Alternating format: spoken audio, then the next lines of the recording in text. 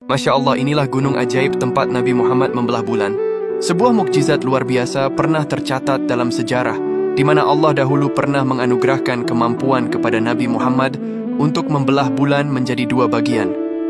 Peristiwa ini benar-benar nyata dan terjadi di Bukit Jabal Abu Qubais, Makkah. Dahulu Nabi Muhammad membelah bulan atas izin Allah sebagai mukjizat untuk membuktikan kenabiannya kepada kaum kafir Quraisy yang selalu menentang ajarannya dan meminta tanda kebesaran Allah Subhanahu wa Ta'ala. Meskipun peristiwa itu disaksikan secara langsung, kaum kafir tetap tidak percaya dan menganggapnya sebagai sihir. Saat itu bulan pun terbelah menjadi dua bagian. Ada yang mengatakan satu bagian berada di atas gunung Abu Qubais dan bagian lain di atas gunung Qayqaan, seperti yang disampaikan dalam riwayat Ibnu Abbas.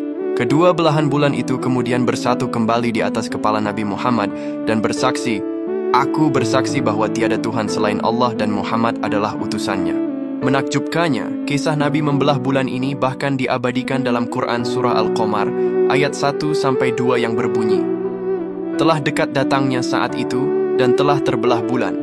Dan jika mereka orang-orang musyrik melihat suatu tanda mukjizat, mereka berpaling dan berkata, 'Ini adalah sihir yang terus-menerus.'"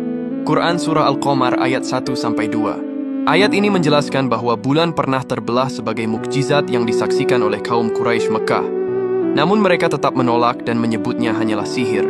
Saat ini tempat Nabi Muhammad membelah bulan ini letaknya di Jabal Abu Qubais yang tak jauh dari Masjidil Haram Makkah. Jabal Abu Qubais atau Jabal Qubais adalah gunung atau bukit yang terletak di sebelah timur Makkah, tepatnya dekat pintu keluar Jabal Marwah tempat selesainya sa'i.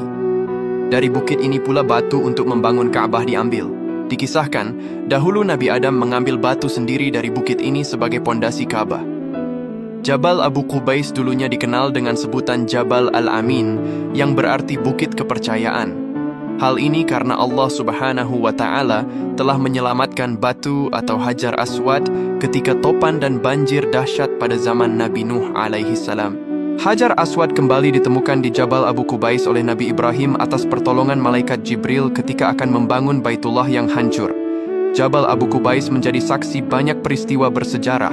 Di Jabal Abu Qubais itu pula, Nabi Ibrahim juga diperintahkan Allah untuk menyeru ke seluruh umat manusia agar pergi melaksanakan ibadah haji. Namun sayangnya, gunung ini telah mengalami banyak pemangkasan hingga mengecil seperti ini.